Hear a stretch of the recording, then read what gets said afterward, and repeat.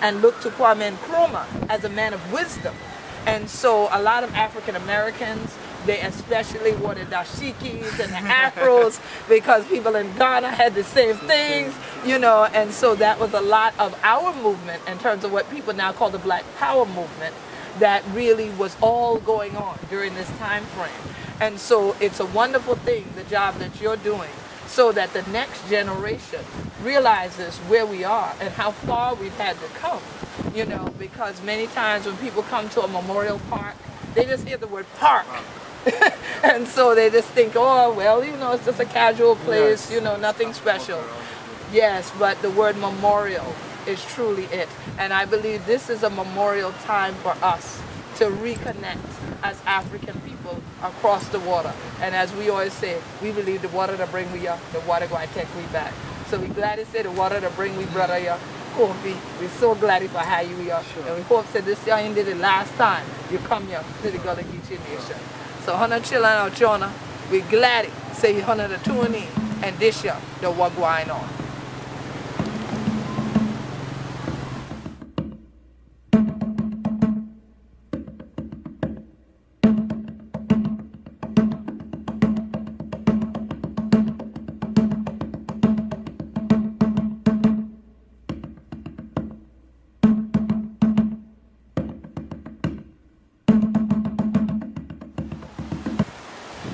Take your chillin' for John. We one more again for Gullah Geechee Gwine on. Hana know say this the Queen Quet, head on the body of this show Gullah Geechee Nation. And we're so glad for cracking teeth with me guess what day of the day from way across the water yonder in a place called Suriname. Hana chillin', yeah, the people are cracking teeth like this show over here. But Hana probably in North Sea, chillin' the day they in South America, cracking teeth like this show too. But they call them Gullah Geechee over yonder. Call them something else. So now, a name was there, y'all.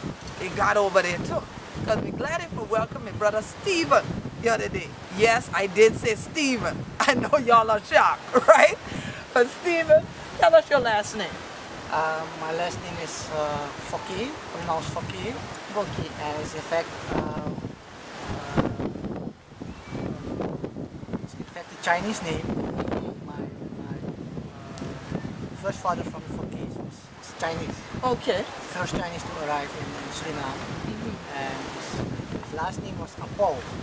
His first name or nickname was Foki. Foki, all right. He was working in a shop. Okay. He was a servant in the shop. So right. we called him Foki Apol. So he got children with an liberated, emancipated woman, yeah, black woman, and he had two sons, and at a certain moment, the two sons asked the colonial government to carry the name Foki. So they changed the Foki, that's why. So that's how you got your last name. So it's interesting now, in Suriname, they have a language very similar to our language, Gullah. What is that language called in Suriname? It's called Sranantongo. Sranantongo. Sranang is in fact Suriname, the name Suriname. Okay. Tongo is tongue. So it's like this Suriname tongue. Suriname It's really tongue. what they're saying. Yeah. Okay. And it was formerly known as Taki-Taki. Taki-Taki, right. Or in Dutch we say Negro Engels. Negro English. Negro English. That were the names that the Dutch gave the language. Because in the old days, it was forbidden to speak Sranantongo. Oh, really? You had to speak good Dutch. I got you. know? Like here they told us speak English. Exactly. Right. So we now call it Sranantongo. Okay. Okay. So now, what brings you all the way from Suriname to the Gullah Geechee Nation? Well, it is part of the International Visitors Program, but I'm very glad that I met you and got to know about the Gullah Geechee people and the culture. So I'm very glad, and when I'm going back home, I will share this experience with Everyone there.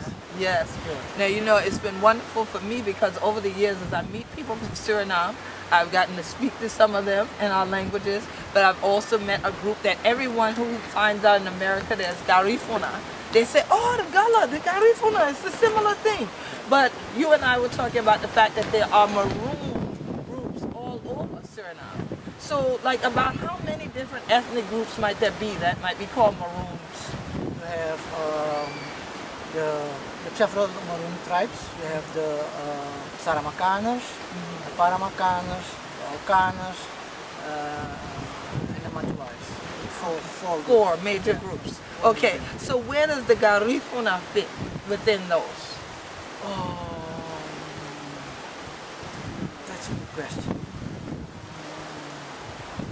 I don't know exactly How it kind of fits together. But all of these different ethnic groups, they're all in different sections of the country. Yes, they have, the tribe is located along a river. Always along a river. Always along a river. Yes. And each tribe have their own chief called Grama.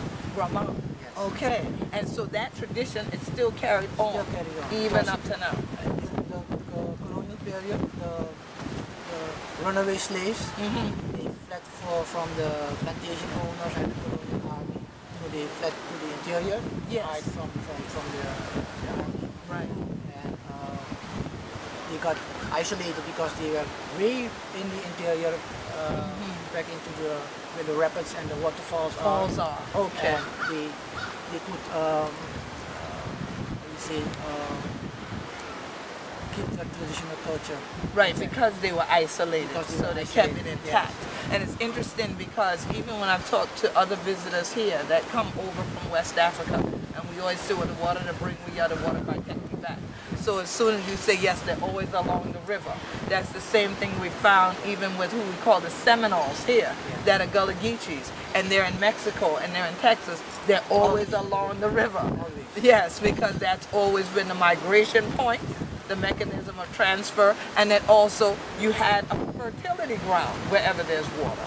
You can still survive because you have the water, you can grow food, you can do all of this.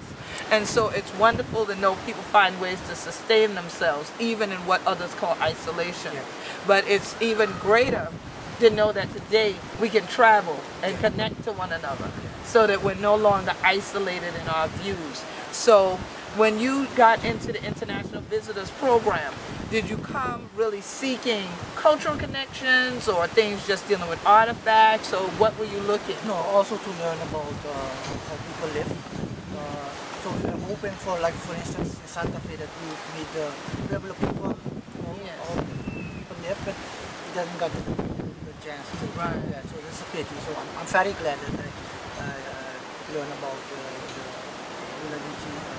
culture and about the people. And connect. Yeah, and connect. So the next time that you come, you got to come at a bigger time so we can hook you up with more people on the island, because there's so much that we have in common. And so I'm so glad that you came. And so this ain't going to be the last time we crack we teeth together and things like that. Because we have to make the world say no. Say all of we are the same people. So it's so glad that 100 a day on this island we did. So chilling out, Jonah, that'll work wine.